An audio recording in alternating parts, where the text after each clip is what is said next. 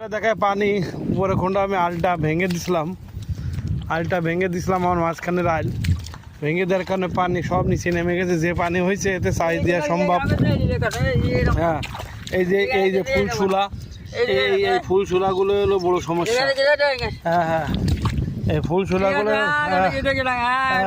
হ্যাঁ আপনারা বুঝতে পারছেন, ফুলশুলা সাইজ দিলে এটা নষ্ট হয়ে যাবে। এটা আমার ভাই বলতেছে, বোঝাচ্ছে, সে কথা বলতে পারে না। আর নিচে এই প্রচুর পরিমাণ পানি আছে, সমস্যা হবে না।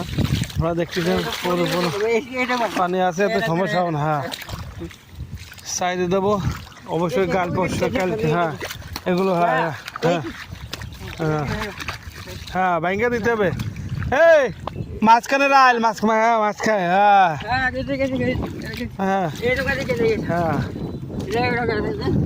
হ্যাঁ হ্যাঁ হ্যাঁ ওইগুলো ছড়াই দিতে হবে, তাই বলতেছে। হ্যাঁ ছড়াই দা, ঠিক আছে। আমার ভাই কথা বলতে পারে না, তারপরে যতটুকু আইডিয়া বুঝি সেইভাবে এগুলো ছড়াই দিলে ভালো হবে।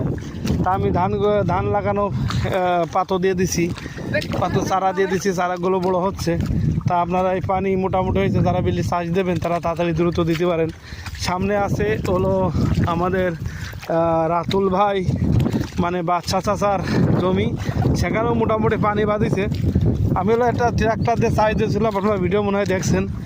এই যে আপনার এটা রাতুলকের জমি, সেখানেও পানি বাঁধিছে, চাষ দেওয়ার মতন হয়ে গেছে। চাষ দিয়ে ছুটে পারে, লাগাতে পারে। এই পানি ভরে গেছে, ফুলছোলা জ্বালাইছে প্রচুর পরিমাণ ফুলছোলা। ঠিক আছে, ভালো থাকবেন সবাই। মাঠে গরু খাওয়াতে আইছে মানুষজন, প্রচুর পরিমাণ ঘাস। আসসালামু আলাইকুম ওয়া রাহমাতুল্লাহ।